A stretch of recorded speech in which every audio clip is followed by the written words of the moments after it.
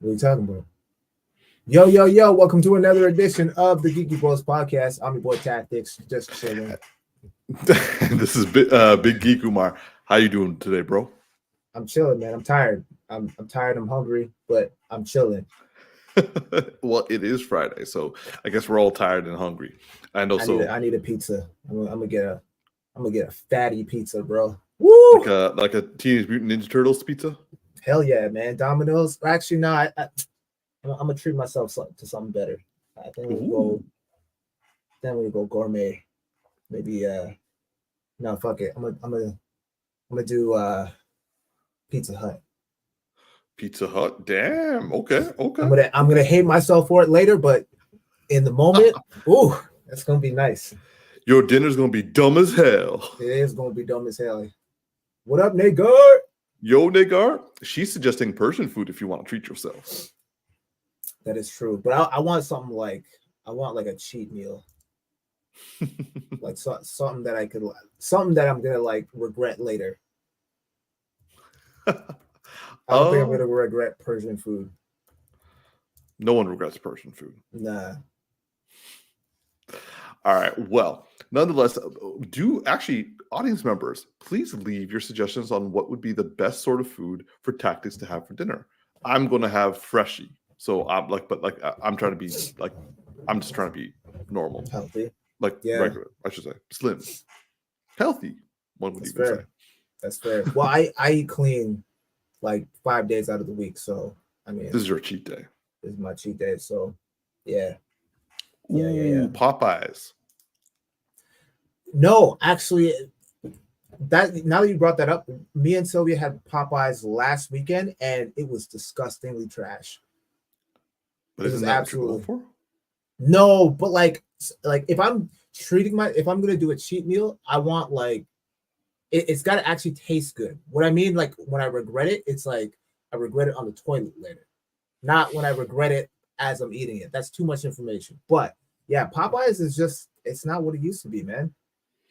I haven't had Popeyes because it does cost me, like, you know me and my weak stomach. So Popeyes be destroying me no matter what the situation for all the years. So I'm just scared of it. I don't even touch it anymore because my family eats it like crazy, but I'm like, nah, I don't want to go through that. Nah, you know what's a good alternative? Church's chicken.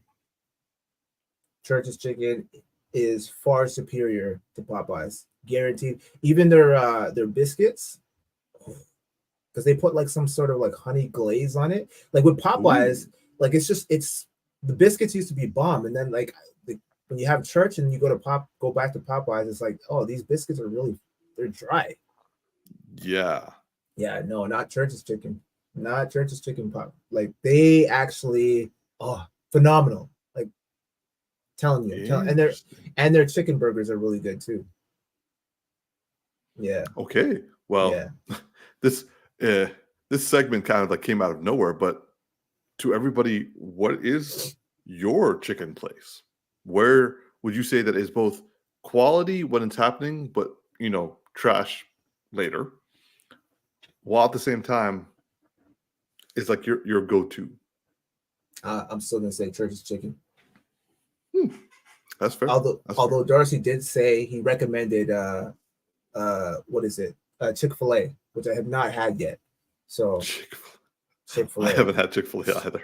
Yeah, so I'm curious about that one. But anyway, enough of this tangent. Let's get onto the agenda. All right, so we are going to go for our first topic, which is to no surprise to anyone, having to do with Deadpool and the Wolverine trailer. Now, this is the second trailer for the third Deadpool movie. It was released earlier this week. It has been viewed a lot. And suffice it to say, we get Wolverine in comic accurate outfit. And also, we have a little bit more of an understanding of what the plot's going to be. We saw a ton of people from it. We got to see Cassandra Nova, who's going to be the main villain of it. We got to see the TVA from Loki. And we got a lot of the fucking words, or AKA the fuck word, in that trailer. Like, they were swearing every freaking scene. I was just like, okay. So we as the Geeky Bros are going to talk about it. So, T, what were your thoughts on the second trailer for the Deadpool and Wolverine film? Uh, I loved it. I thought it was great. It definitely delivered on all accounts that I expected from a Deadpool trailer. It's good to see Wolverine and Hugh Jackman come back in this. Yeah, I mean, I'm not familiar with the villain Cassandra Nova, although, after like having watched like other videos of the like her description in terms of like who she is and whatnot, she sounds like a very fascinating character. And I'm actually wondering, because like some of the videos that I was watching, they were pointing out a lot of Easter eggs, and like there are certain characters that are going to be coming back, which is really interesting. But there's also been some speculation that this is going to somehow tie into what do you call this? X-Men 97? Yes, it's going to tie into that somehow, and yeah, I'm curious to see how exactly. I mean, I'm curious as well, because the thing is, this feels like. Do you remember in a previous podcast we did the which is better, like the DCEU and the MCEU? Yes, vaguely. Yeah. So this feels like it's going to be the MCU and the MCEU kind of like finally coming together. And because like we already from like the previous X-Men movies, we in the trailer we saw like Kelly Hu, we saw Azazel, we saw Pyro. We saw the head of Ant-Man where Cassandra Nova is coming out of. And with a comic accurate outfit like that on Hugh Jackman, and also with the X-Men 97 show going as strong as it is, I kind of see why there's speculation that that's going to happen. What variant do you think this Wolverine is? I honestly don't know. I originally thought it was going to be the X-Men 97 variant, but the fact that they're saying that he let his whole world die, I'm just like, he's clearly not Logan. Like, he's not from the X-Men series, a movie series that we've been watching. Like, that was Logan, and he's dead, and he has to be dead. Please don't resurrect him. But this, I don't know, man. I honestly don't know. I heard someone speculate that in X3, he's like this is supposed to be the variant where, remember at the end of X3 when Jean Grey is the Phoenix and she's destroying everything and everyone's getting like turned into dust or whatever. There are people that are speculating that in this universe he actually doesn't end up killing her. He lets her live, and then she ends up just wiping out everything. And then he basically is held accountable for that. And this is the variant that we see.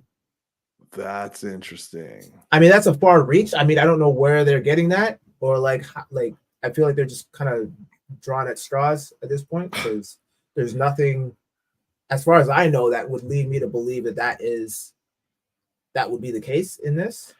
Yeah, I kind of don't like that. Like, for me, that's an interesting idea. But like, I don't see evidence of that. Yeah, because like in I don't know now because the thing is, like, in that version we didn't have very comic accurate outfits. No, we didn't. Yeah, no, like they were all in the black. Like, this looks like I don't see that letting the whole like planet die from Phoenix all of a sudden decides to make himself a brand new outfit. Then again, the TVA could have given it to him. This is also true, because they do reference that they are aware of it. Well, but then again, they're aware of everything in the universe. So, yeah. Exactly. So, and what reason would they have to give him a yellow suit of all things? Exactly. So, I'm not sure. But okay, so aside from Wolverine and seeing him being all badass and back into his usual awesomeness, what did you think of the trailer as a whole? Like, because you are very how should I put this? You're very resistant to the hype of a trailer. I am 100%. I am. Yes. So with that in mind, did this go into that avenue, or did this be like, oh shit, I gotta go watch that? Definitely the former. Definitely the former. Yeah, because here's the thing. I know it's going to be good. The trailer is good, but again, I've been burned before. I was burned recently with the Roadhouse movie, where that trailer was fucking fantastic, and they didn't deliver on what the trailer gave me. And not to say, I mean, yeah, it's a bad film, but I still enjoyed it. I still had a good time watching it, but I had to accept early on that, yeah, this is a trash film. And other trailers in the past have kind of done that too. And so I'm kind of just like, I'm going in and I'm like reserving judgment, and I'm just kind of like trying to withhold my excitement level, because I don't want to get overhyped and then go in and watch this and like be let down. Okay. Because again, also it is the third movie, but it's kind of in a weird position right now because it's technically the third movie, but it's like the first Deadpool movie as a Disney property.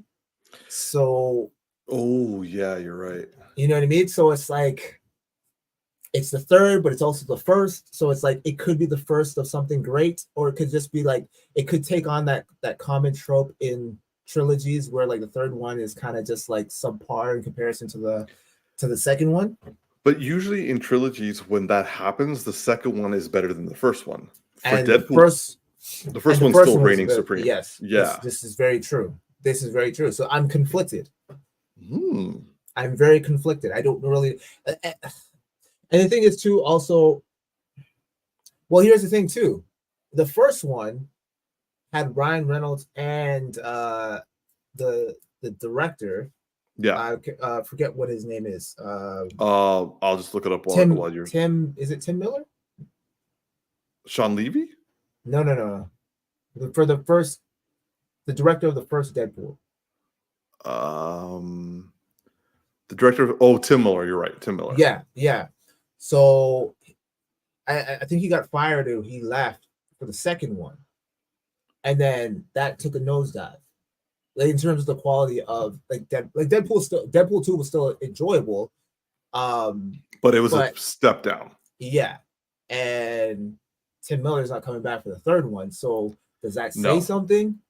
Yeah, because Miller left due to creative differences, and right now we have Sean Levy, who has let's see, he has produced. Okay, so he directed Free Guy and The Atom Project. Okay, those were good films, but not. He also directed the Night at the Museum films and Cheaper by the Dozen. Just Married. I saw Just Married. Don't remember it at all. Cheaper by the Dozen. I mean, it's forgettable. Yeah. He also did Real Steel with Hugh Jackman. Yeah, I had a good time with that one. Yeah, I don't know. Okay, good news is with this, it looks like Ryan Reynolds is writing it with so he's writing it with Zeb Wells. Zeb Wells is the guy who is currently doing the Spider-Man run, where he's like completely character assassinated Spider-Man and everyone hates him, and he's been told not to go to Comic-Cons because he is threatened. I mean, man, those nerds ain't gonna do shit. I would fucking kill Zeb Wells. No, you bro, wouldn't. He's massively disrespected Spider-Man. How would you kill him? Exactly. I would jump on him with and then like release a spider on him to bite him to death. That's so nerdy of you to say, man. You know that's right. That's it. Okay, so it's fair to say that he's in safe hands. Yeah. Because I assume all the nerds are gonna have highly elaborate. Yeah. No, a similar answer to that. It's like, yeah, I'm gonna I'm gonna steal a radioactive spider and throw it on him. It's like I feel like at that point you're just helping the dude out. I mean, don't you read your own comic books, man? Like, if a tarantula starts biting him, he he probably could survive, but that's not going to be a fun day for him. oh man. Anyway, All right, so Ryan Reynolds is also writing it. okay. There's also a guy who wrote the first Deadpool who also is with this too. And so there are 4 writers for this movie with Sean Levy directing. So it's Ryan Reynolds, Rhett Reese, Paul Wernick, Zeb Wells. Oh, and the director Sean Levy is also writing it as well. Now, Ryan Reynolds, Rhett Reese, and Paul Wernick all helped write the first Deadpool.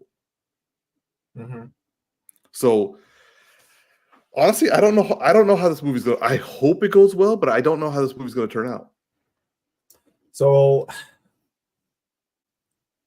I feel like it's going to be fun. Yes. Which is what the second one was. But it was fun and forgettable. The second one was fun and forgettable. Agreed. I'm hoping that having Wolverine in this is kind of its saving grace, but I'd be lying if I said I didn't have my concerns in regards to the overall storyline, because it's like, okay, yeah, it's fun to see Deadpool and his wild antics, and I'm sure the banter back and forth between him and Wolverine is going to be really fun. There's going to be a lot of like funny quibs in this, but overall, like, is it actually going to lead to somewhere, or is it just going to be one long comedic trope that we're watching? And it's just like, it's good for a good time if you want to sit and laugh for 2 hours, but I think at this point, a lot of us Marvel fans are kind of waiting around to see what the overall direction is for the Marvel universe. Like, where are we going now? Like, now with the whole Jonathan Majors, and like I hear rumors that they've completely scrapped the whole Kang aspect. And I've heard that too. So it's like everything, like, shit is in shambles right now. So we don't really know what's happening. And is this going to be like he said, like, I'm Marvel Jesus? Like, is he going to be the savior and guide everything forward, or is this just going to be kind of like a one and done type of thing? Honestly, I was thinking the same thing, because the exact point, like him saying that he's Marvel Jesus. How is that going to save the MCU? Are we going to be seeing something along the lines of a reboot? Because like, is Deadpool going to is going to cause everything to be rebooted and like start from scratch? AKA, like you're saying, and what I've been hearing, Kang is out. Or is this going to be something that's like creating branch universes where we'll focus on like a live action X-Men, Fantastic Four, and all that sort of stuff, and then later down the line they're going to conjoin it all together and make it one universe? I don't know. Do you want multiple movies to be all connected, or would you rather them just be like self-contained within their trilogy? I think the problem right now is that Marvel, well, leaving aside what Bob Chapek did, was like just spill out content. Who cares if it's good? That was one problem. I do think with the whole Kang thing, they were, aside from rushing everything, not making quality, but also forcing connectivity at the cost of quality is also a problem that needs to be addressed. So I'm not, like, for example, Elliot Paul is saying comics can be episodic, and yeah, I don't think it's a bad idea for us to start making like independent good storylines that actually make sense for it to like join up later. Like, they don't have to leave the Easter eggs to make things connect. Now, I do like the connected universe when it was good. I'm not enjoying the like for example, Loki season 2, really well done. If that was leading into the Kang thing, awesome. But also it's a good independent thing. WandaVision, before it was ruined by Doctor Strange 2, WandaVision was really well done, minus the last episode that kind of went a bit crazy. Even Falcon and Winter Soldier, obviously it has had its problem because of COVID, but it still was a really good self-contained series. And if they have that as a jumping off point for the movie for Captain America 4, and it's just like, hey, it's like you watch that series, jump into Captain America 4, and that's it. That's all you need. That's not a bad idea either. Like limiting the scope is not necessarily bad at this point, because I think it's okay to kind of go back small again and then when necessary come back for a big thing. Yeah, I just think it's so hard to connect properties because, for instance, look at Zack Snyder's Justice League. When he started that, I mean, he obviously started with Man of Steel, but then he went on to do Batman v Superman, and then he started Justice League, and then unfortunately had a tragedy in his family and had to step away. And then Joss Whedon took the helm, and that's a very sticky point to be in because it's like you're taking somebody else's work and you're trying to put your own spin on it, but you've like a certain style has already been set up. So it's like, do I just try to mimic this guy's style, or do I try to like, expand the storyline but put my own spin on things? And then, if you already have devoted fans who are already used to the way it initially started with Zack Snyder's style, and then you have someone else kind of just like messing things up or changing things around, and it kind of looks jarring. And that's essentially what we got, to the point where fans had to campaign and get Zack Snyder to come back and finish up this project. So to my point, it's like we see that now in the MCU, in the sense of like when you have a long stretch of time where you're like the timeline of 10 years, for example, where it's like, here's where we want to end up. And I'll use the example of like Thanos, which actually worked out really well, and like the Infinity Stone saga and all that stuff like that, right? Where it's like, we can do all of these things in between, but the end result has to lead up to the final battle with the Avengers for going up against Thanos and his army, right? So you have all these like mini stories, some of them self-contained, but some of them all like kind of have to intertwine. But it's not one director doing all of those films and leading up to that, right? It's like you have multiple directors coming in with different styles and different ways of storytelling that are taking over these properties, and it's like they're kind of like they're shoehorned into a particular agenda where it's like, I can't just, I can be creative up into a certain point as long as it doesn't deviate from the original agenda. And that's where like the issue I feel comes into play, where it's like you're kind of stuck in a sense of following a particular format. And then on top of that, you have so many cooks in the kitchen, and you have all these like creative or not creative, but all these bullet points that you have to kind of adhere to so you can meet the final end, rather than having like a storyline that's self-contained and you just focus on a trilogy, like what they're doing with and I hope what they continue to do with Matt Reeves's the Batman, right? Where it's a self-contained thing. We're gonna get 3 movies, hopefully, that are all focused in that universe, and he's not worrying about, oh, is Superman ever going to show up in another movie and I have to connect these things and introduce a Justice League or something. No, you don't have to worry about that. I think what needs to, first of all, Disney/Marvel Studios has gone through a lot of problems behind the scenes. Mm-hmm. And we'll get more into that as we discuss X-Men 97 latest episodes further in our podcast episode. But this is, let's just focus on Deadpool 3. If they keep this one focused, and if all the cameos are literally just cameos to make jokes, I think that's a good idea. Because if he's like if the two of them are literally fighting through the multiverse and kind of like going like Invincible season finale, where he's like literally going universe by universe by universe and is like running into all the different universes, while they're fighting, that's interesting. Like, for example, if the TVA sends the two of them into the void where like everything that gets pruned goes, and like all the people are there, because since Loki got rid of Eliath, everyone else is getting pruned, and they're all still there because like the TVA has been pruning the non-MCU timeline, and so everything that was before the MCU is like there.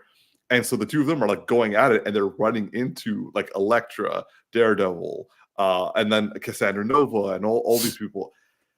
That's interesting. That would be kind of interesting. And then Wolverine and Deadpool will have to get out of there. And like the main problem is Cassandra Nova and like her gang. That's also kind of interesting. But they need to keep the story contained. I think the problem with Deadpool 2 was they went kind of like, let's just get everything. Let's just keep going. It doesn't matter if there's a story that's like coherent or like there's any kind of character development. Let's just keep going. I think if they keep focused on Deadpool and like Wolverine and then showing their relationship, that's a good idea. Now, as the MCU as a whole, I agree with you. I think the main thing that's happened is they no longer have a proper goal. They are just so desperately trying to interconnect and put properties out and like having to get like IPs that they've already set up out the door. They need to like shut down and need to start doing like independent storylines that eventually, slowly, if possible, or indirectly kind of come together. But that's not happening right now. Now, the good news is they have shut things down. Like we just have this movie coming out. We don't have any other TV series minus X-Men 97. And we've heard of Fantastic Four coming down. Like Deadpool comes out in July. We haven't had a movie, like a superhero movie from the MCU in a while. Yeah, this is true. And then I don't think after this, we're going to have one in a while. So like we still have the bad taste in our mouth. And I think they're hoping that this is the water to wash it out. Well, and they're also claiming it that way too. Let's hope so. Yes, let's hope so. So like, okay, so I will say for me, I'm excited for this movie. And I'm guardedly hopeful. Well, good for you. When did it that you and I switched places?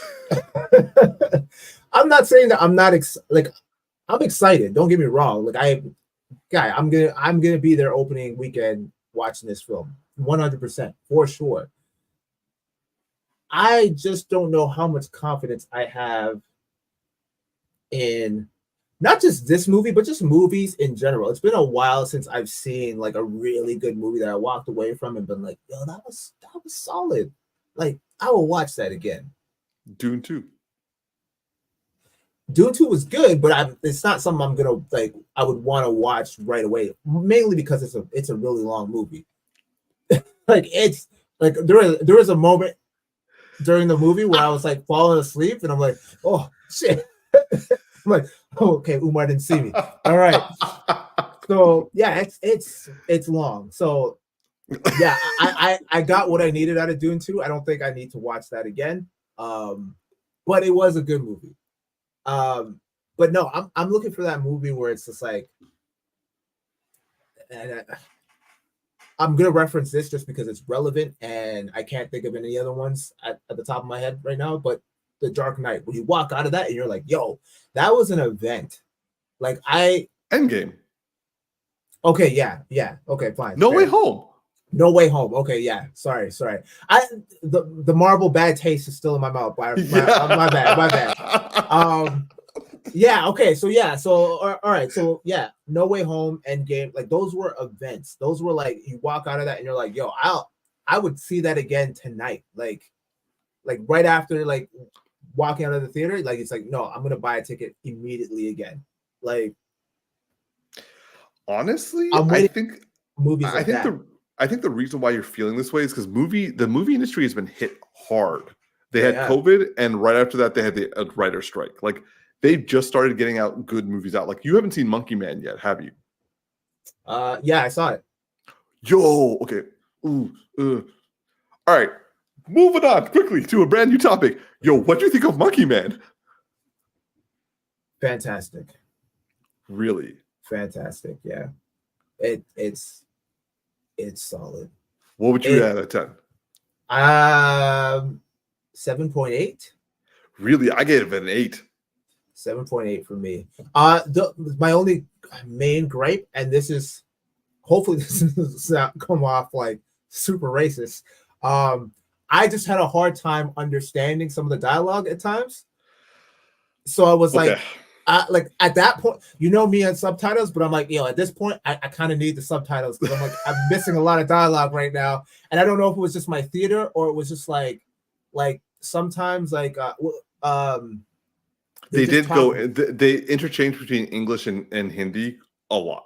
It's not even that. It's just like they talk so fast sometimes too. Even when they're talking English, I'm like, oh shit, I didn't catch it. I didn't catch some of that. I missed it. It could have been the accent as well. Yeah, the accent. Yeah. And I'm sorry, man. I'm sorry. I'm Pakistani, but like at the same time, I would say we relatively have the same accent.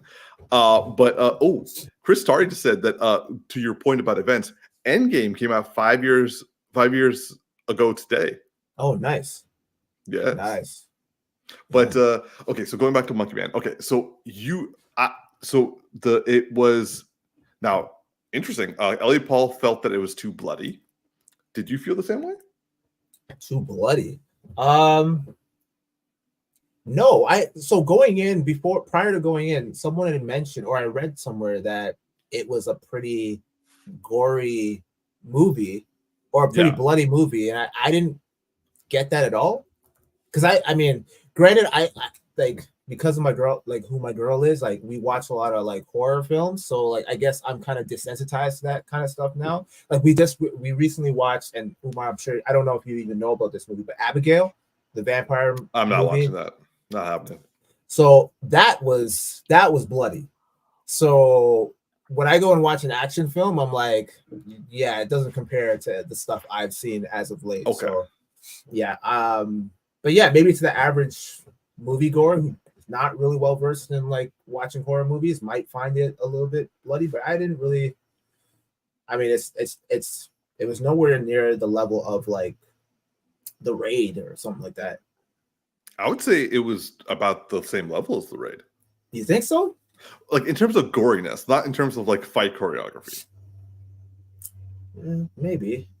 I mean, they had some people like jamming shut in, cutting people up, getting hit by cars, like being like eviscerated, shot in the face. I don't know. I guess for me, nothing really stood out to me as like, like you sometimes watch certain action movies and like certain scenes are so visceral that you're just like, oh, I felt that. Like my soul felt that. Yeah. I didn't really like. I definitely felt that in The Raid on several occasions. Not so much in Monkey Man. Now that's not taking anything away from the film. The film is still phenomenal, and Dev Patel did a fantastic job directing, writing this, and acting in it. Like I didn't even know he had a martial arts background, and then all of a sudden he comes out with this, and it's like at first I was kind of like, I'm like kind of like comparing him to like stuff that I've seen him in before, and it's like he never came across as like someone that I would ever consider imposing or believable as an action star. No offense, it's just the way that he looked and like some of the roles that he was in. He did a lot of like romantic stuff also. He wasn't known for an action hero. Yeah, and then even when he did Avatar, I was like, I'm not buying it. But then again, I wasn't buying any of their characters. There was a lot we weren't buying in that movie. Yeah. But he pulled it off in this, man. Like, I was like pleasantly surprised. I was like, wow, this dude, he needs to be in more action films because he definitely has the chops to do it. So yeah, I was also super impressed. You could tell this boy had no budget. That movie was like him squeezing every last penny. Yeah. And thank you, Jimmy. The Raid was way more violent. That's what I thought. I'm like I felt like every 5 minutes, like someone was getting their necks like sliced, or the dude with the like when he got like impaled by the door edge. Oh. Yeah, like and you see it, and then like when they're hiding in the walls and like the guy is taking the machete and you just go, I'm like, Yeah, that shit was violent as hell, man. I would say the ending fight scene was actually pretty violent. But again, okay, fine. If I'll say that the raid is more violent, fine. But I just think that this one is not less violent. I think the shaky cam and like the close up fight sequences took away from like us being able to properly see everything. I think that's the issue. I think it definitely was. There was a lot of shaky cam, and that kind of bothered me a little bit too. I wish we could have seen a little bit more of the fight choreography during certain scenes.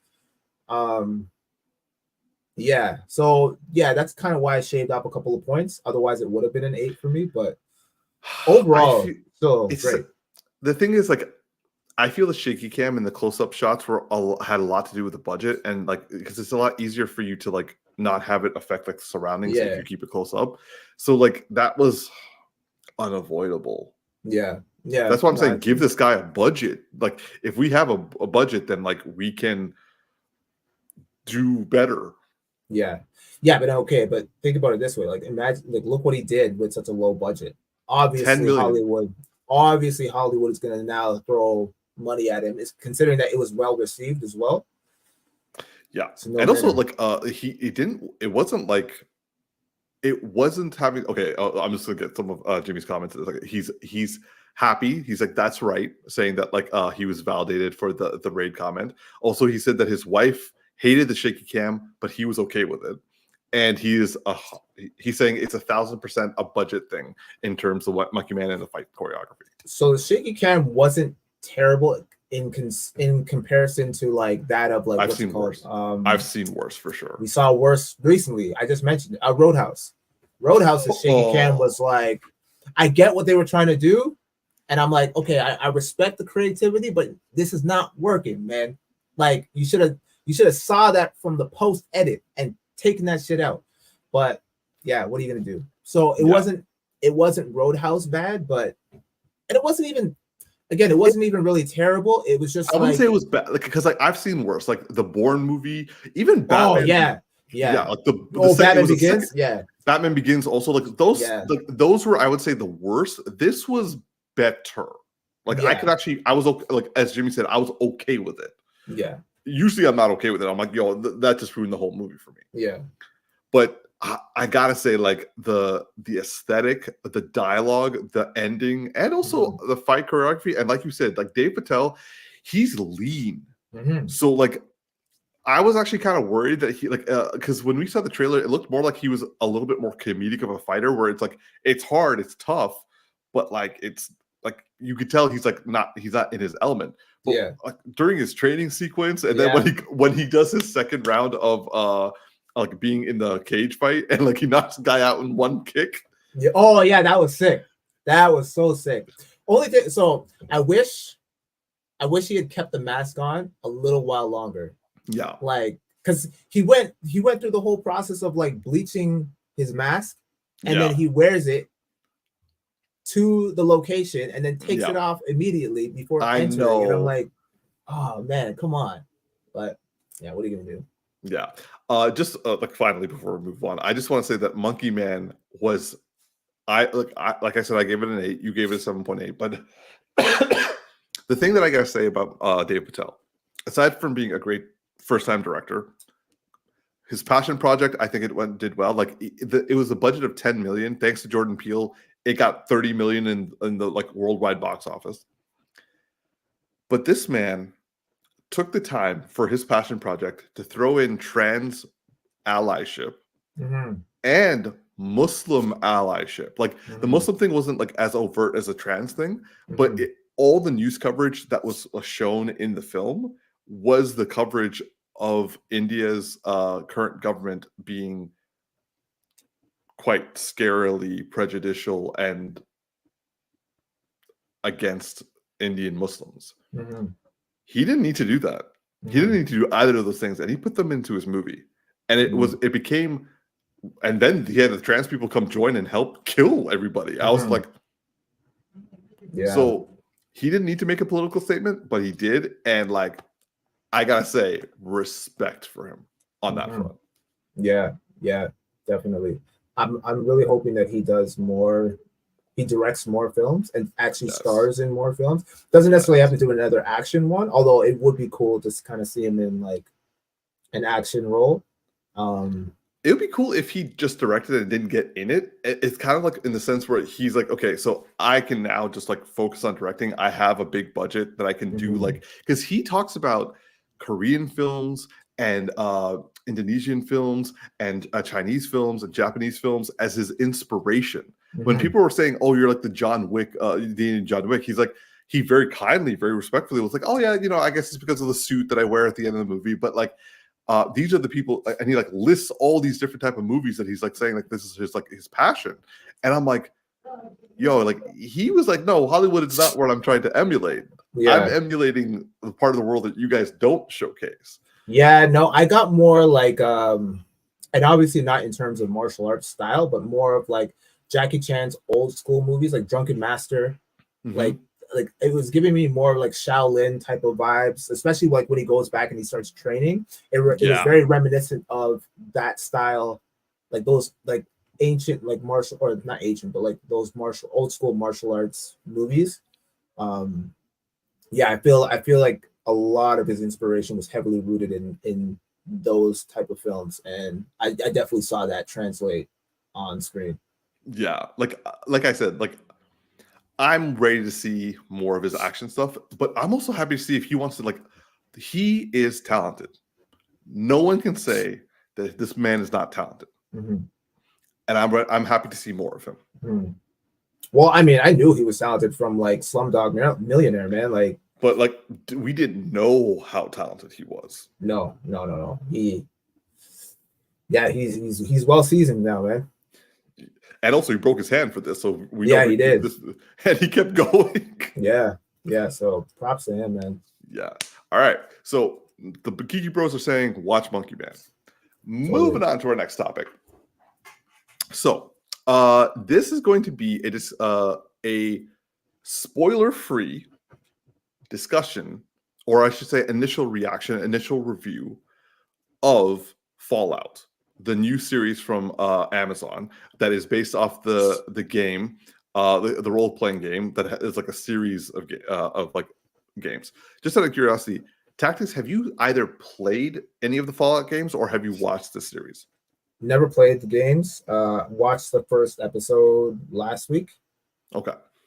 I have never played the games either. And I actually had no concept of what Fallout was until the trailer came out for this. And I've watched the first 6 episodes of this. I'm really interested. What were your initial thoughts on the first episode that you saw? I feel like I have to give it more of a chance because I only saw the first episode. And the first episode it's not really grabbing me.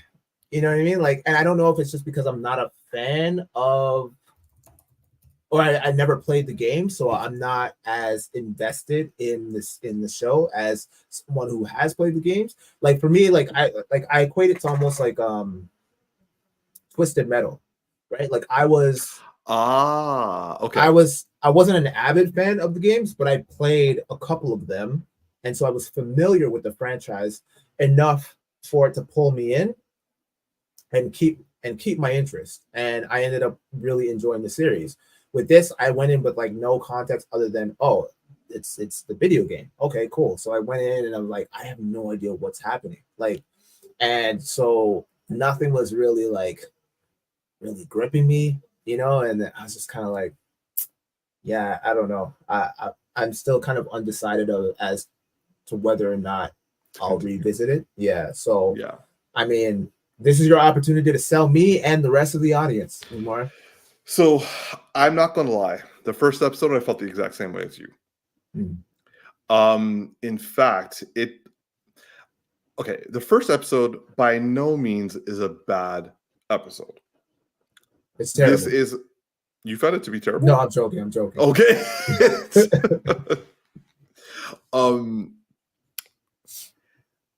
Yeah, like could you put the picture back up? I just want to say something.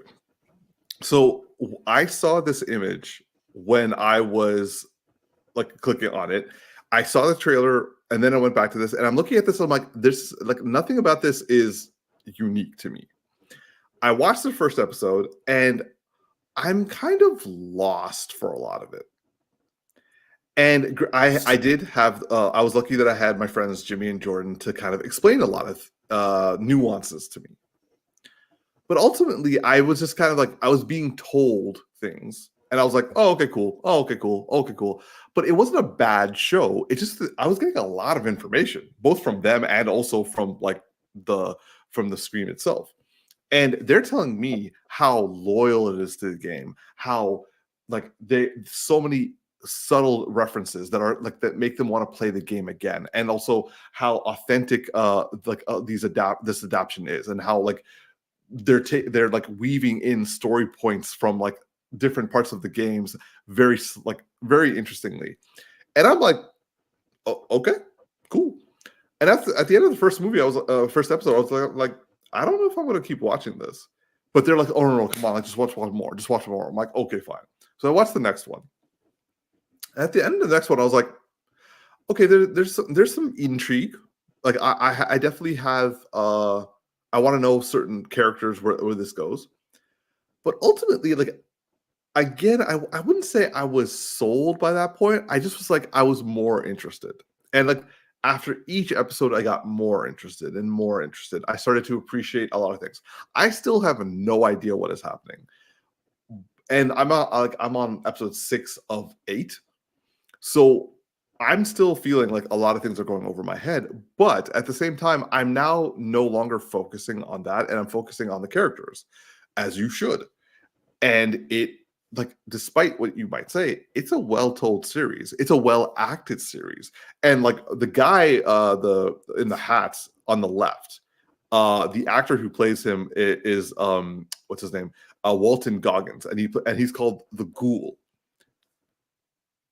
This guy turned out to be like, when he first showed up, I was like, what the F? And then where I'm at episode 6, I'm like, he's the most compelling, nuanced character that he's my favorite character. I also found out online that apparently a lot of women are very attracted to him in his ghoul outfit. And I'm just like, interesting. The amount of zaddy or daddy comments that have been coming out for this guy in his ghoul outfit, I'm just like, okay. Well, it shows that women are definitely into a new type of man. That's what the world is coming to, huh? Yeah. So, nonetheless, T, I'll say that you might have the same experience I do, where you're not going to be rushing out to see next episodes. But it's a solid show. And in terms of adaptions, like we've seen game adaptions before. Yes, we have. This is quality. Like, let's say I had no idea that this was a game. I would watch this and like I wouldn't have been sold in the first episode, but like by the second, third episode, I would have been sold.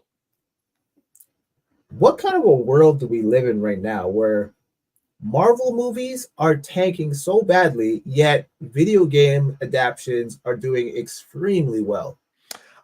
We got Sonic, we got Twisted Metal, and now we got this. What else? What else was there? We also got Dungeons and Dragons. Dungeons and Dragons. What is happening? We found the formula. The formula has finally been cracked, and they're like, "Let's go." But then, what happened to the Marvel side? They got hubris. Man, that is crazy to me. But hey. Also, like Netflix and Disney, they're getting a bit full of themselves and are just trying to like throw out content no matter what, and think that they are going to just like ride those coattails. Amazon and Apple TV are like an HBO. They're like, we're going to give you quality as best we can. Mm-hmm. This is true. And they're nailing it. Like Amazon, look at Invincible. Look at The Boys. Look at Gen V. Look at this. Like T, for the first episode of Fallout. And Twisted Metal was on. And Twisted Metal was on Peacock. Okay. And then Reacher. Reacher, that's Amazon. Yeah. Quality. But T, objectively, from your perspective, would you call the first episode of Fallout bad? It's not bad. It's definitely quality. The show, the acting is good so far. Yeah, it's a high quality show. It's just I'm not 100% invested and on board yet for what they're setting up. I think I would be. And the first episode is always hard because it's like you're trying to cater to the fans who are familiar with the lore, but also trying to not make it so exclusive so that you don't negate the non-players of the game, right? You want to also build some intrigue with people that have no idea what Fallout is and are just kind of going in blind, be like, oh, this is a highly rated show. Let me check this out, even though I have no idea what it's about, right? And so you kind of have to captivate that crowd, i.e., me, in the first couple of episodes. Yes. And again, I always use my 3-episode rule. I don't jump ship until I've completed 3 episodes. And I'm still gonna honor that and go back and watch the other 2, and see and make a decision from there. But as it stands, I'm not rushing it. There's just so many shows to watch. I'm just like, yes, I don't got time for them all. That's fair. Okay, so nonetheless, we will say that Fallout is a quality show, and based off your interest and also based off your time. Yeah. So this part, I don't know how to go to. I don't want to go too far into this, but I'll just say that this part is the weakest part for the show for me. Like the Brotherhood and their knights and stuff. I would have thought that would have been the thing I found the most interesting. It is the weakest part of the show for me. Yeah, I have no idea what you're talking about. Yeah. So, but for me, I will say that Fallout is worth giving a couple of episodes try. Okay. What would you rate it so far? I would give it an 8.5 out of 10. 8.5. Wow. I was not expecting that. It is quality. I do recognize it's quality. It does grow on you. And also, within 6 episodes, I'm now in. I'm sold on the show. 6 episodes is not a lot to ask if you're getting into a series. It's a lot to ask for me. I meant overall. That's 6 hours of my life gone, bro. Granted, but think about back in the day. We used to watch a 3-episode rule. It took me less. It took me about that for me to get fully invested. What? Three episodes? Oh, okay. Yeah, and 6 episodes is doable. Yes, but see where I was when you started, where I was where you were, I was giving it about a 7. Okay. It has grown. But even then, I would if I'm giving something a 7, then it means that I'm enjoying it enough to carry on. And if I can summon that from the 3rd episode, then that's enough for me.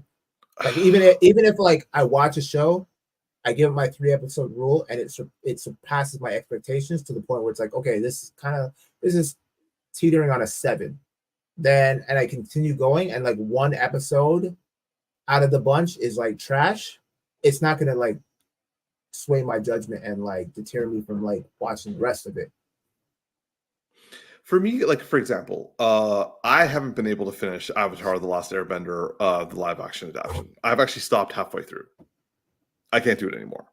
Well, what did you give it originally when you first started? I think I gave it a 5.5, a 6 at best. That's mad low, bro. For your standards, that's I'm not surprised that you wouldn't continue. With this, I gave it a 7 because objectively speaking, it was a quality show, but it wasn't drawing me in. I'm giving it 8.5 now because it is interesting and it's still quality, and the acting and the sets and these are practical effects. These aren't CGI as much. Okay, let me ask you this then.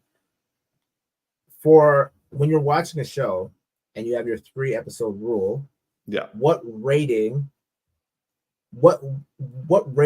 does a show have to have based on your perspective, like your own subjective opinion, does a show have to have in order for you to keep going? That's a good Out question. of 10. I think it needs to at least clear 6. Okay. Unless I have other reasons to keep going. Like, for example, Netflix's Witcher. Mm-hmm. I would give that show a 6, like nonstop. There are episodes that are better than a 6, and there are episodes that are significantly less. My problem with it is it wasn't consistent, and it stayed inconsistent the entire time. So if it doesn't surpass a 6, you're not sticking with it. But also, like, if I'm not interested in the characters, like, I'm not going to just watch things just because I started watching them. I will happily drop shows, even if they're interesting. Oh no, I'm not judging you. No need to get defensive. No. I'm just asking. I'm trying to get you to understand where my mind is coming. I feel what you're saying. I just wanted to know where that rating for you stands, because like you said, you gave Avatar a 5. Yeah, with, like, for example, with certain Star Trek shows, Star Trek has, like, it's almost like a rule now that every first 2 seasons of any of the shows, from Star Trek the original series, TNG, Voyager, DS9, Discovery, all these things, they are all trash in the first 2 seasons. And this is back in the seasons. First 2 seasons. Oh, there's no wonder I'm not into Star Trek, man. I'm not committed to 2 seasons just for something to get good at. Hell no. But this is back in the day of syndicated cable TV. Yeah, I just have better things to do with my time, bro. 100%. But this is when we were growing up. We didn't have anything better. Well, no, I shouldn't say that. Like, I didn't have anything better to do because I was, like, sad and lonely. But, like, when you have the time to invest, you do. But now we have shows that, like, also those are 20 episodes, 24 episode runs. This is now, we do like 13 episode season runs now. Yeah. What was the last 20 episode run we saw them together? That's true. That's very true. Everything is like either 8 or 13. Yeah. So I will say that when it comes to shows now, I'm a lot quicker to judge. And I admit that. But at the same time, like you said, I have a lot of things on my watch list. I'm not going to just stick around. Like, heaven forbid something happens to me and I'm stuck at the house for, like, pandemic. Let's say another pandemic happens and no new content is coming out. So another pandemic with a writer's strike. I will give these shows a couple seasons just to get it good if I have to. Man, with the amount of shows I gotta catch up on, I'll never have your problem. There's so many animes I have to watch still. Like, yeah, man, I have a long laundry list of things on my watch list. Yes. So I will say that for me personally, I'm quick to judge, but at the same time, if, like, with Fallout, it was still quality. Now, granted, I probably would have done the same thing you did if I didn't have friends saying, let's watch the next episode right now. I would have been like, yeah, I'll get around to it whenever. Or if we were wanting to cover it in the podcast, like, let's say Darcy comes in this episode, it's like, hey, let's watch, like, let's cover Fallout. I would have been like, I saw the first episode, but okay, sure. Just like we did with Superman and Lois season 3. Yeah, I would have done it like that. But, like, in no way will I say that this show is going to kick you out to the curb in terms of your interest. Okay, you've somewhat convinced me. All I'll say is just give it one more episode. It's not even like 2 more episodes. Just give it one more episode. All right. I just want to quickly say something from the comments, going back to our Monkey Man conversation from Nudgem, who says, Monkey Man deserves all the praise for having the balls to overtly critique a hard right authority with a perfectly executed religious allegory. Amen, because amen. All right. Moving on to our next topic. We still have we have a small topic at the end, but our big topic right now is, it's something I'm excited to talk about, and all of you are going to be excited too. Not that I'm trying to, like, force you, but anyway, X-Men 97, episodes 6 and 7. We are going to review that. And spoiler warning, because we go about to talk about some stuff. T, are you all caught up? I am. You know I'm caught up, bro. All right. So I'm going to jump in. I'm going to say I was okay with episode 6 in terms of what was covered. I still feel that they're rushing Storm storyline. I wish that they didn't. I also liked the Shi'ar. I really liked what they did with the Shi'ar. The problem is they took 2 stories that should have had, like, the Storm storyline should have been a 2-episode thing herself, and the Shi'ar episode should have been like at least 1 episode in itself. These 2 things, they just sped right through.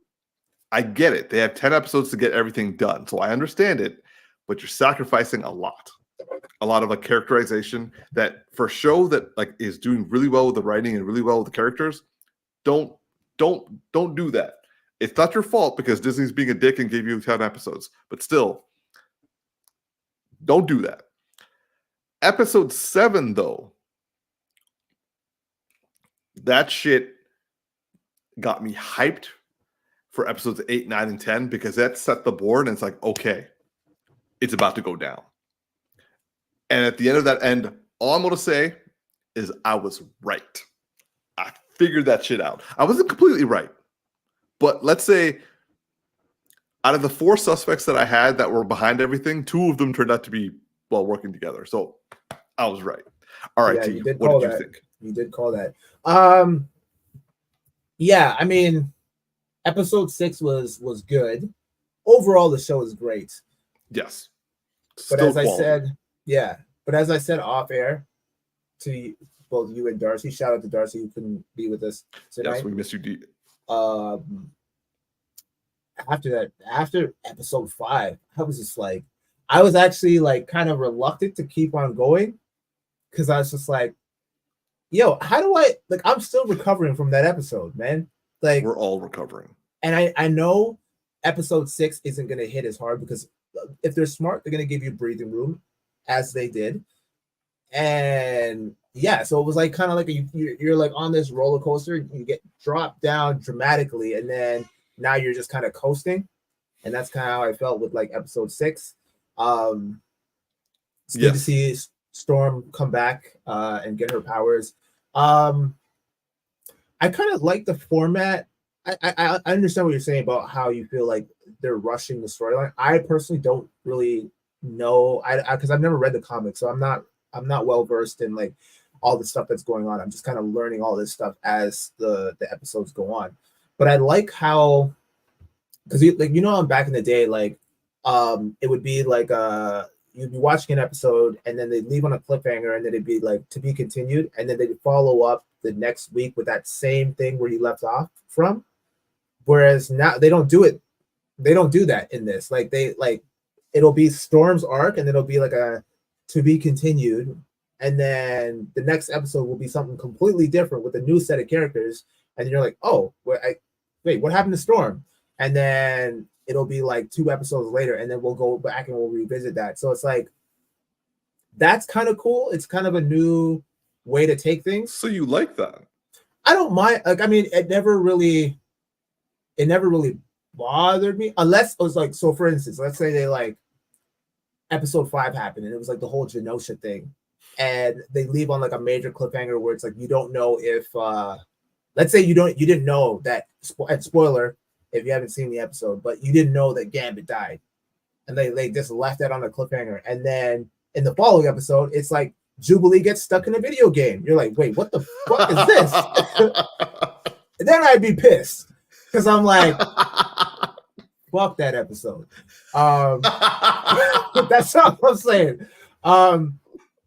But yeah, aside from that, yeah, I don't mind that format. Because now I'm in a place where I'm like, I'm finding all of the characters fascinating. Before, like with the X-Men, like, because again, I wasn't, like I said this before on the podcast, like, I wasn't a huge avid X-Men fan, right? So it's you are now.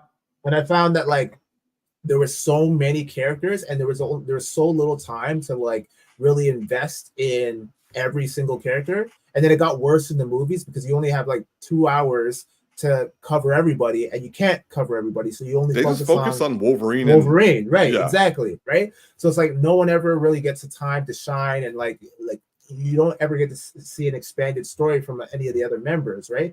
But at least in this now, in terms of how they're doing things, it's like I feel like almost everyone, even Jubilee, has had their time to shine a little bit. You know what I mean? And it's like, and no shade to Jubilee. I mean, Jubilee's cool. It's just that episode just didn't work for me. It didn't work for a lot of people. Yeah, I thought they could have done something a lot better than what they did. But yeah, that's neither here nor there. But yeah, I liked the format, and I think it works. I don't think it would work for every single show, but I think it works for this because there are so many characters, and all of the characters are so interesting. Like now I'm invested in Cyclops. I'm like, I actually care about Cyclops now. And before I was just like, this guy is lame as fuck. I don't care about him at all. But now I'm just like even Morph, like, and Morph is like kind of like almost not one note, because I mean, Morph is OP in this. Yeah. Oh, yeah. When he transformed into Quicksilver, I'm like, oh, because I thought that was actually Quicksilver. I'm like, wait, where did he come from? And I'm like, oh, it's Morph. I'm like, yo. Because like I was like, okay, I can understand how like with Angel and with Colossus, you just like inherently replicate their ability. So like you're just like replicating steel and like wings. Mm-hmm. But this is like he generated super speed for himself. I'm like, so Morph has reached like OP, like he's like Omega level metamorph now. Yeah, shapeshifter, because like he's like taking their abilities. Yeah, 100%. So yeah, I mean overall, sorry, I forgot what my original point was, but I enjoyed episode 6. It's good to see Storm come back, because I felt like they did her dirty in the second episode, and I was like, wait, what? Like, you're just gonna bench one of the best X-Men characters out there? Okay, fine, that's what we're doing. But they brought her back, and I think that's what dude is alluding to when he says, yeah, like shit's gonna get crazy in the most epic way. Like episode 5 was nothing compared to what's to come, and now they got a heavy hitter back, right? And now Rogue is all messed up, like after losing Gambit. So episode 7 was dope for me. Yeah. So you don't think it's on the level of episode 5 though? What, episode 7? Yeah. No. I feel it was, but on a different way. Like it wasn't as big of a shock. Well, you have more context, I feel.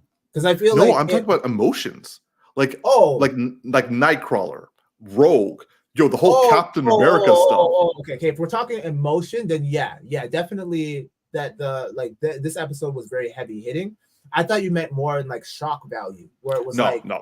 It doesn't hold a candle to that. No, that was like a tragic end. Yeah. No, but no, definitely the way Rogue handles her grief, and how you can see how she's like spiraling and willing to take a life, which was like, you're kind of like, oh, okay, she's going into some dark places right now, and the rest of the members are gonna have to check her for that.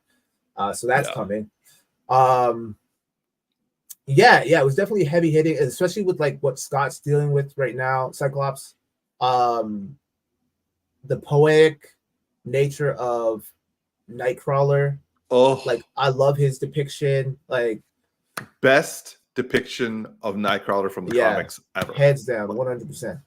Oh, just like the things he said at the funeral and to Rogue were just the whole card analogy that he used with describing Gambit was a nice touch. My favorite line, I had two favorite lines. One was every gambler has a tell.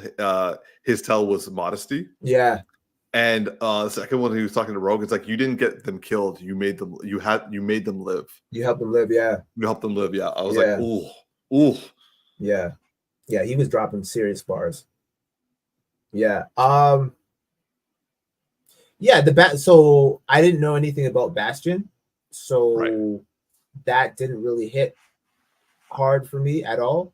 But after having you describe who he is and what his ultimate goal is interesting. And yeah, it definitely has piqued my interest now that I kind of have a little bit more of a backstory on who the character is. So Yeah, because the one thing Bastion did that was successful, or I should say Nimrod, or Bastion and Nimrod, either or, is no matter what they've done, even if they're stopped in the future or in the past, they've made it so that they exist in both. They have essentially caused themselves a loop that no matter what happens, they will always exist. so that's interesting. Exactly. Now, another thing I kind of want to. This question has come up a lot since Wednesday, and it's Friday right now, and this thing is like all over online. So, Tia, I want to ask you this question, and like audience members, this is also for you as well. For those of you who watched episode 7 of X-Men 97, Captain America shows up, and him and Rogue have a conversation. Rogue ends that conversation by throwing his shield into the mountains and telling him to essentially go fetch. People are saying that Rogue gave massive disrespect to Captain America. Other people are like, "Yo, he was proving that he wasn't an ally, and like he deserved what he got." T, what do you think? Do you think that he was in the right and Rogue was just going crazy, or did she actually call him out and properly give him flack for his lack of support? I mean, I did find the throwing of the shield a bit disrespectful, but at the same time, I was just like, because I was like, it didn't hit me right away, but I was just like, this man can't fly. So like he's gonna have to walk all the way over there, and that could take days before he finds that shit again. So I'm like, he got Iron Man on his side. They could find the vibranium. I suppose, but I'm like that was a little disrespectful. I'm like, wow, that's not cool. But I mean, I sympathize with her because again, she's grieving and she's not in the right frame of mind. So I don't want to go as far as saying I don't hold it against her, because I mean, you regardless of what you're feeling, you should still take accountability for your emotions and how you react, or how you let those emotions, or how you project your emotions, I should say. But Cap, the problem with Cap is like sometimes I find that he plays things too straight and arrow and like to the book a lot of the times, and I found that more the case in this in comparison to like what we've seen in the actual movies, where he's able, the MCU, where he's able to kind of like go outside the lines a little bit, whereas this is just kind of like, no, it's the American way or no way, and it's just like, God, you need to Chris Evans this shit up and get outside the lines a little bit, bruh. But yeah. So actually, it wasn't, oddly enough, that came up where my friends and I were debating. Chris Evans, like Jimmy actually said, Chris Evans's MCU Cap would have done to Rogue what this Cap did. And I was like, actually, I think he would have, but like it would have happened because he had a massive character arc. So I think it would have happened from the first movie, from the Avengers. And I kind of think even in Winter Soldier, I think Winter Soldier and before Cap would have done what he just did in this episode. And everything after that, he wouldn't have, in my opinion. I guess I'm just so used to him being like the rebel, from like how he transitioned out of that. And not so much the rebel, but like he's like the ideal no matter what the government says. Yeah. Like he's rebelling against the government, essentially. Yes, but not against the ideals. No. So, okay, for me, I would say, to answer my own question, I think Rogue was justified in doing what she was doing, because he's saying that you need to do this by the book. And his team, aka the Avengers, are going to deal with it, and she should sit it out. I find that to be yes, he's doing things for the mutants. He is saying that what happened in Genosha was a crime. He's trying to get the people who are responsible, but he's trying to do it the quote unquote right way, aka what the government is telling him to do. But the government is involved with what happened in Genosha. Mm-hmm. And so him saying, I need to do this by the book is essentially saying, I need to do this in a way that the system is going to approve of this. And I think that is not him being an ally. I think that's him trying to de-escalate the fear of his people and telling her and her people to calm down when they are the ones who've just been made victims. Mm-hmm. So that's why when she tossed his shield, I was like, ooh, that was disrespectful. But at the same time, he earned that because he basically says, yeah, I'm like, what happened to you is bad, but like, don't get too emotional. I mean, he's not entirely wrong.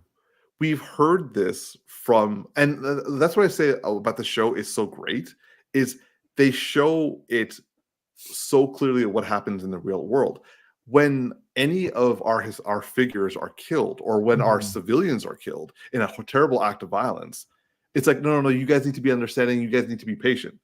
But when they are attacked, let's blow the fucking, like, let's go back to the country and blow, drop bombs.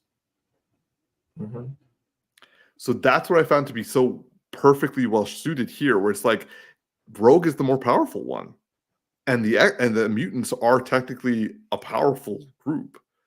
And yes, they were getting sympathy. Yes, they were given respect. And then an attack took place, and they're being told to be patient, and while also losing support. Yeah, I mean, I get it. There's definitely compelling arguments on both sides, and I think, I think, yes, it's inevitable that you're always gonna, like, when it comes to certain things like this, where your people are being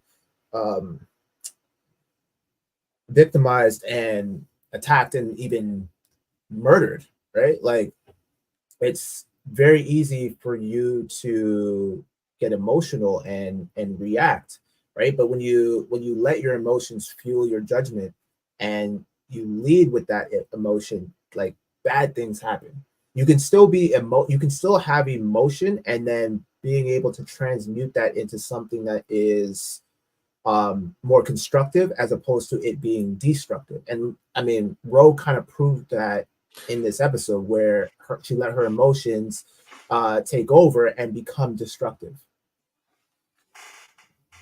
And that's where the lines get blurred, and it becomes a big issue, because then you're no better than the people that you're fighting against. There's that. The difference is Rogue is going after the guilty people, because she's going after the military who released Gyrick. She went after the government that was moving Gyrick. Yeah. And she killed Trask, who literally killed hundreds of thousands of people. But then it becomes like an ethics thing, where it's like, does an eye for an eye justify things, right? You know, granted. Like, also she's supposed to be a hero, how much of the hero ideals. But given the fact that this is also like, this comic book iteration is now actually bringing up the question of, because I think, honestly, Beast said it best in this episode, where it's like, we were going for your tolerance, and maybe that was our mistake. And maybe we were too nearsighted in our goal. And also what Sunspot said, where he was like, this is what happens when we shove our freedom in their face. So that's why I wanted to ask you the question, because, like, for me, I was very supportive of what Rogue did. I mean, the whole, like, killing Trask thing, for me, that's also stepping over the line. But at the same time, she's killing the guilty. But I agree with what you're saying, like the eye for an eye sort of thing. but I felt Cap wasn't being a proper ally or support. No, I agree. 100% agree. I'm kind of teetering in the middle, if I'm being completely honest. Yeah. So yeah, I don't know. And I mean, it's easy for me to say all these things with no skin in the game, in the sense of like I don't feel that right now. I don't feel any rage or like anything of that nature. It's different when you haven't been victimized recently, and I'm going to knock on wood that it doesn't happen. Yeah. So it's not fresh, but I still empathize and I sympathize with what Rogue is going through, or what people of the world right now, with the war that's currently going on right now, what they're going through, and how synonymous that all is, right? And so, again, yes, it's very easy to let your emotions get involved and then be impulsive and erratic and reactive. But I just feel like that creates more chaos and anarchy. And it's like, but I sit there and I say it, but I'm like, I don't have the solution or the alternative to that, right? So it's like I like what you said though. You said letting your emotions have you to react in a destructive manner versus letting that emotions and that injustice fuel constructive behavior. Yeah. I think that is ultimately the point. Mm-hmm.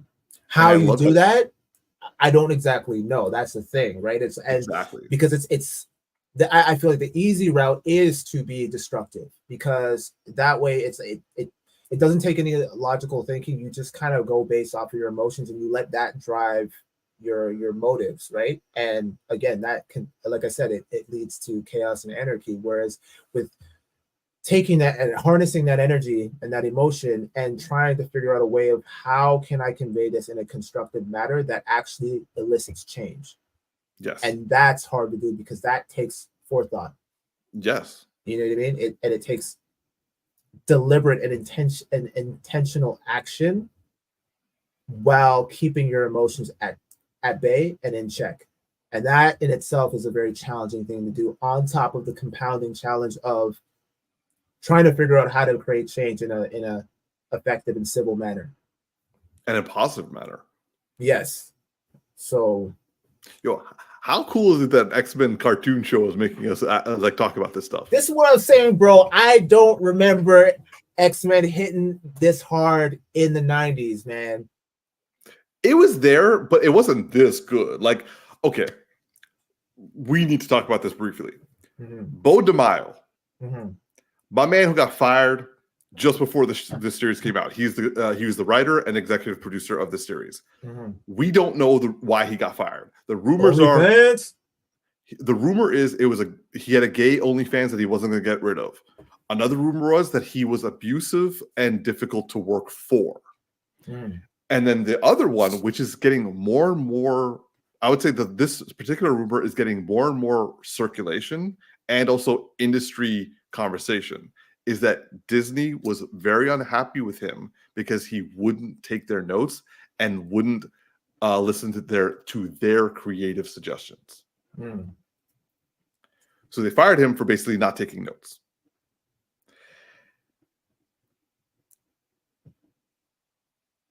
Yeah, let this be a lesson to you, Disney. Yeah, like do what you did for Star Wars. Backtrack and do what the fans are saying. Because like Bo DeMaio, like again, I don't know what he did. For all I know, he was abusive to work for. Or he had a very inappropriate OnlyFans account. Or it's all three. But I mean, if this is the type of quality that he's putting out, then maybe he needs to be a little abusive and slap some bitches up at Disney. Like maybe that's what it takes. No. I'm joking. I'm not actually advocating. The Geeky Bros. We don't cancel us. Go cancel us. No, but like, I honestly am such a fan of this person's writing. Like, I don't know what he did. And I'm like, I'm willing to sign petitions to get him back. Am I a bad person? Oh, yeah, a little bit, maybe. If he actually is out here, like, slapping people at Disney, like, get your shit together. Yeah, but, like, for me, like, I would say that there's a lot here that is really effing good. And, like, he wrote this how long ago? And it is so freaking relevant today. Like to the point that it's like borderline prophetic. Now I want to see a Spider-Man come back. Yes. Yeah, your shirt just reminds me of that. Give me 90s Spider-Man back. Like I think it ended with him with Madam Web saying, "I'm getting you back your Mary Jane," and like that's where they ended. Let's see Mary Jane and Peter having like a family, and him like still being Spider-Man while all that is going on. Yes, sir.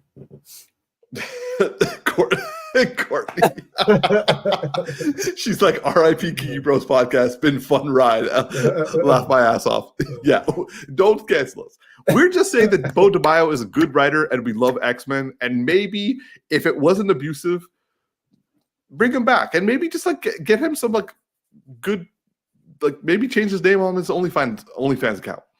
It's true. Yeah, have him wear a mask. Yes. It's very fitting for what he's doing right now. Just have him wear a mask. Yeah, that's if he even has an OnlyFans account. But anyway,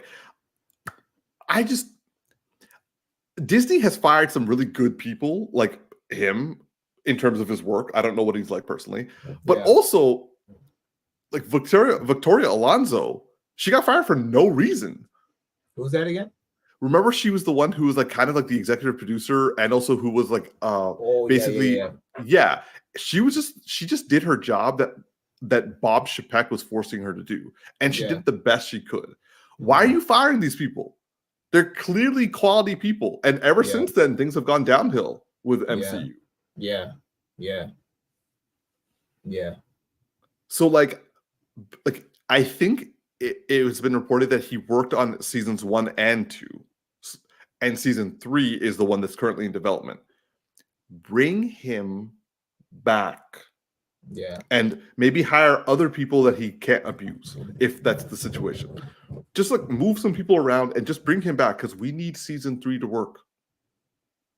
I agree. Yeah. So just reading some tweets because apparently now that he's like people love his work, he's been tweeting some stuff.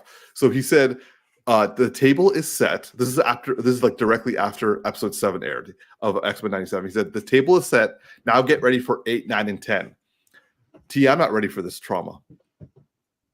I'm ready for it, bro. I got my therapist on speed dial. I'm ready to like just sit in the corner in the dark, cold sweat in my underwear, just crying my ass off, bro. Bring it to me. I'm ready. That is very specific image. Oh yeah, I'm ready for it. Okay. I'm ready. Okay. Bring it on. Bring on the trauma. I'm ready for it. Okay. The second thing he said was Bastion has been manipulating things all along and thus has been in every episode except for episode 3. Can you find him? I'm going to have to go back and like check because I'm going to I saw a video that showed where he was in everything. Well, yeah. I guess. Well, I'll just find that video. Could you say that? It wasn't intentional. I was just like, I'm like, who the hell is this Bastion guy? And so I watched the video, and they were like explaining it, and then that's what they mentioned. They were like, yeah, he's actually been pulling the strings from the beginning, and here he is, here and here and here. And I was just like, I wouldn't even know who to be looking for. This is the first time I hear about this Bastion guy. So, yeah. All right, and then the last thing he says is that for the next 3 episodes, or it's called Tolerance is Extinction 3-part finale. He says fans of the original animated series should revisit One Man's Worth season 4 episodes 1 and 2 from the original animated series for some homework. I think I may just do that. Yeah. Are you going to do that? No. Okay, fine. All right. Well, nonetheless, we will be continuing our coverage of X-Men 97, and we will be discussing our traumas and also what our therapists have said in order for us to recover. Yes, sir. Now, moving on to our final topic, which will be very quick because we run low on time. But this is going to be a public service announcement / sales pitch on my end to Tactix and to all of you. In regards to the TV series, the mini series called Shogun, which is based off, it's a historical drama television series on FX that was aired on Hulu and on Disney Plus. Well, Disney Plus for us, Hulu for Americans. Now, this is an 8-episode series, and it is a 10-episode series. It is a 10-episode series that is a historical fiction. So already, Tactix, I know that you're kind of like backing out, but like, okay, let me say this. If Game of Thrones, You lost me already. just stay with me. Just stay with me 1 sec. If Game of Thrones and Death Note had a baby, Never saw it. if Game of Thrones and It's like we're not even friends, bro. Do you even know me? Do you even know what my tastes are? Game of Thrones and Lost me already. Demon Slayer had a baby. Not sold on the Game of Thrones, so I'm not sure. I know, and also Demon Slayer is a bit not fair because there's no demons in this. It's actually like there's no fantasy aspect. It's just so a you historical. straight up fiction. lied to my face. But it's from the same period. Well, maybe a bit earlier, but nonetheless, it's basically an anime and like what Game of Thrones was like, and they kind of put it together in a very. Suffice to say, okay, fine. I'll just forget about you and just tell everybody else. And hopefully Darcy, if he watches this episode. So Darcy, like, please listen to me. So Shogun is based off a book from James Clavell, and he wrote this in 1975. There was a previous 1980s miniseries adaptation, and this is basically like the modern day version. It stars, the only person that I think that people would understandably know is Hiroyuki Sanada. And Anna Sawai is possibly the only other person that people might know from North America. I'm pretty sure all the Japanese actors are pretty well known in the eastern part of the world. But this series is phenomenal. Like, I'm going to say it's a 10 out of 10 for me. T, when have you ever heard me say 10 out of 10 for a TV series? Are you frozen? I think you might be frozen, so I'll just keep going. Your internet issues are truly hysterical. With this series, it does a great job of covering the introduction of the Portuguese and the English to Japan, and also the authenticity of Japanese culture, Japanese history, and also, yes, Courtney, it's possible that he may be just like, no, he definitely wasn't judging me, but it did seem like he was, because like he is the type of person to just stare at me for that long. But Shogun is a replacement for people who are missing things of the same style as Game of Thrones, and the reason is the West is using Game of Thrones a lot because of its period historical political action background. There is a lot of political intrigue and maneuvering. There's a lot of interconnected storylines and characterizations. Lots of characters that you're following. It is very, very well done. And also the attention to detail, the authenticity of the Japanese culture, and also the respect of the Japanese culture. Like, this is a show that shows someone from England coming to Japan, and both the Japanese culture and the English culture calling each other barbarians in their own native language, and neither of them are able to understand that they're insulting them. And it also does a fantastic job of discussing the translation, like how language and translation really matter. You see a translator taking an English borderline disrespectful tone and translating with respect to a superior. And like there's so many intriguing cultural points for understanding and political points for understanding, because we're used into the West to the European westernized political structure and also culture. This is talking about a completely different country completely different culture, and a different like style of politics. So I'm just saying that for those of you who have some time, who miss Game of Thrones, miss Game of Thrones at its height, miss dramatic series with political intrigue, miss samurais like, you know, being around and like just like cutting people up.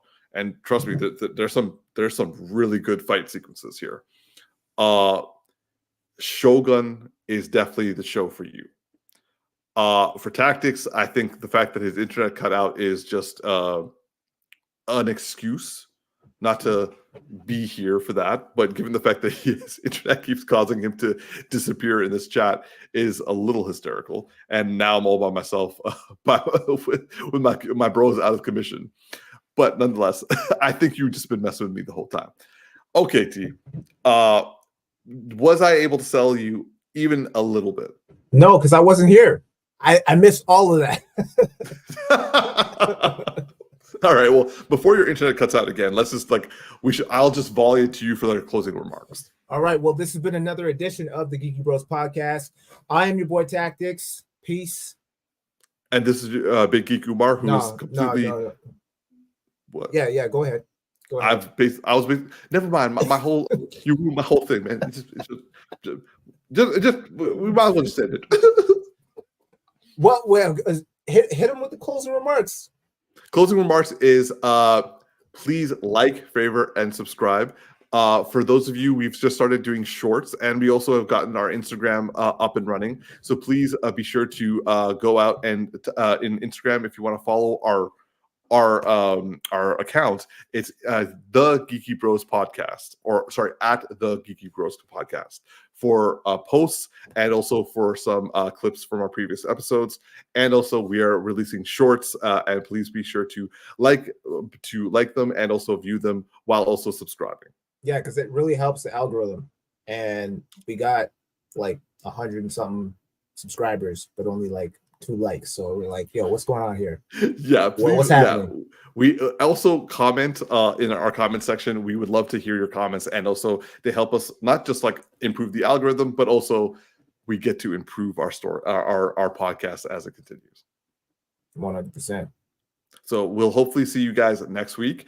Wow, my screen has turned me completely into a goat. So let's close it off.